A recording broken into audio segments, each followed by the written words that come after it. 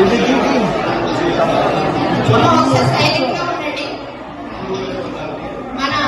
జిల్లాకు వచ్చినటువంటి సేవా వజ్రాలు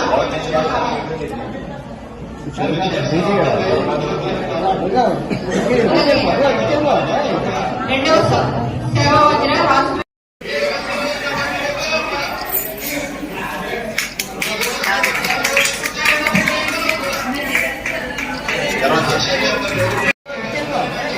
రెండవ సేవా వజ్ర రాజమండ్రి రూరల్ సంబంధించిన 13,83,90,000 రూపాయల మెగా చెక్ ను గౌరవ మంత్రివర్యుల చేతుల మీదుగా, గౌరవ జాయింట్ కలెక్టర్ గారి చేతుల మీదుగా, గౌరవ హౌసింగ్ కార్పొరేషన్ చైర్మన్ గారి చేతుల మీదుగా మన మరియు సమాచారం మరియు పౌర సంబంధాలు నియోజకవర్గ కోఆర్డినేటర్ అయినటువంటి శ్రీ గౌరవనీయులు చెల్లిపోయిన శ్రీనివాస వేణు గోపాలకృష్ణ గారికి నమస్కారం. చైర్పర్సన్ శ్రీమతి మేడపాటి శరత్నారెడ్డి గారికి నమస్కారం. అలాగే ఇక్కడ చేసిన పెద్దలందరికీ నమస్కారం. ముఖ్యంగా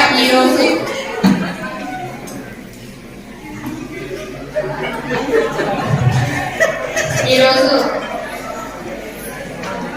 వాలంటీర్ల వందన కార్యక్రమంలో సత్కారాన్ని ఆశయం కోసం వచ్చినటువంటి పార్టీలు అనేకమైనవి. కాంగ్రెస్ పార్టీ భారతదేశానికి స్వాతంత్రం తేవాలని తెచ్చింది. అందులో ఆశపరులు ఎంటర్ అయ్యారు, అత్యాశపరులు ఎంటర్ అయ్యారు. అది క్లోజ్ అయింది.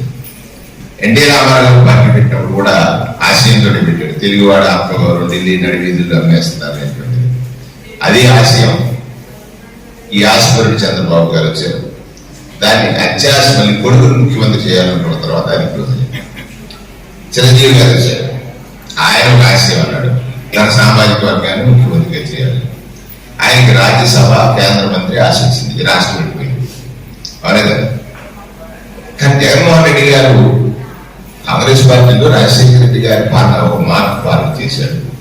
పేదవాళ్ళకి ఎక్కువ డబ్బు అవసరం, జబ్బు చేస్తే అవసరం. ఆ డబ్బు కోసం వాడు పడే కష్టం ఎంత అంత కాదు. ఆ కష్టం లేకుండా ఆరోగ్యశ్రీ తీసుకొచ్చినారు.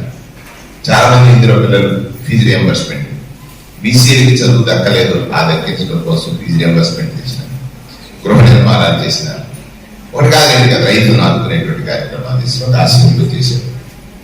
ఆయన మరణిస్తే 600 మంది మరణించారు. 640 మంది. దాన్ని చూసి ఇన్స్పైర్ అయిపోయి నేను చాలా సందర్భాలు చెప్తాను. అందరూ తండ్రి